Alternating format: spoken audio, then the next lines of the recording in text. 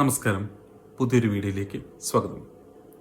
2025 ജനുവരി മാസത്തിൽ ഒരു മൂവി റിലീസാകുമെന്നും ആ മൂവി റിലീസാവാത്തതിന് പലതര കുറ്റപ്പെടുത്തലുകളും ട്രോളുകളായിട്ടും അങ്ങനെ പല പേജുകളിൽ ഭയങ്കര മോശമായ കമൻറ്റുകളെല്ലാം വന്നു. OTT വിറ്റുപോയില്ല, OTT കണ്ടിട്ട് സിനിമ ഇഷ്ടപ്പെടാതെ ആരും സിനിമ സ്വീകരിച്ചില്ല എന്നെല്ലാം പറഞ്ഞ് പല വീഡിയോസും പല കുറ്റപ്പെടുത്തലുകളും എല്ലാം ഉണ്ടായിരുന്നു. ഇറങ്ങിക്കഴിഞ്ഞാൽ പൊട്ടും, അതുകൊണ്ട് OTTക്കാരൊന്നും വാങ്ങിയില്ല എന്ന്.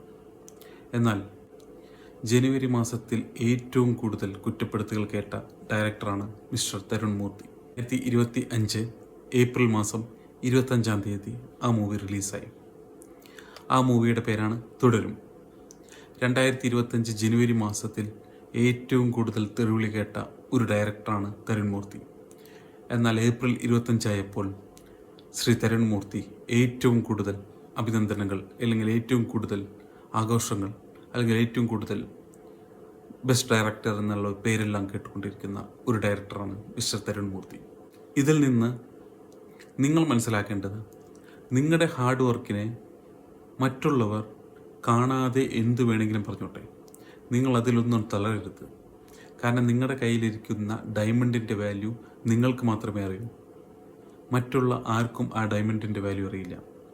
തരുൺ മൂർത്തി നെഗറ്റീവ് കമൻ്റ് എല്ലാം വന്നപ്പോൾ ഭയങ്കരമായി പ്രതികരിക്കുകയെല്ലാം ചെയ്തു. എന്നാൽ ശ്രീ മോഹൻലാൽ തരുൺ മൂർത്തിയെ ഫോൺ വിളിച്ച് പറഞ്ഞത്, നമ്മൾ ആത്മാർത്ഥമായി പണിയെടുത്തിട്ടുണ്ട്, നല്ല റിസൾട്ട് കിട്ടുമെന്നാണ്. ഇത് ഞാൻ പറഞ്ഞതല്ല, തരുൺ മൂർത്തി ഒരു ഇൻ്റർവ്യൂവിൽ പറഞ്ഞതാണ്. ആ മൂവിയുടെ റിസൾട്ടാണ് ഇപ്പോൾ ഏപ്രിൽ 25-ന് നമ്മളിപ്പോൾ കണ്ടുകൊണ്ടിരിക്കുന്നത്. ഒരാൾ പോലും നെഗറ്റീവ് കമൻറ്റ് പറയാത്ത അത്രയും വളരെ മനോഹരമായ ഒരു മൂവിയാണ് തുടരും.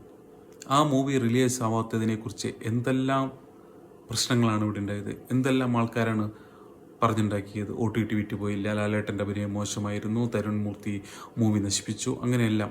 ബാക്കി ആരും അന്ന് പ്രതികരിച്ചില്ല.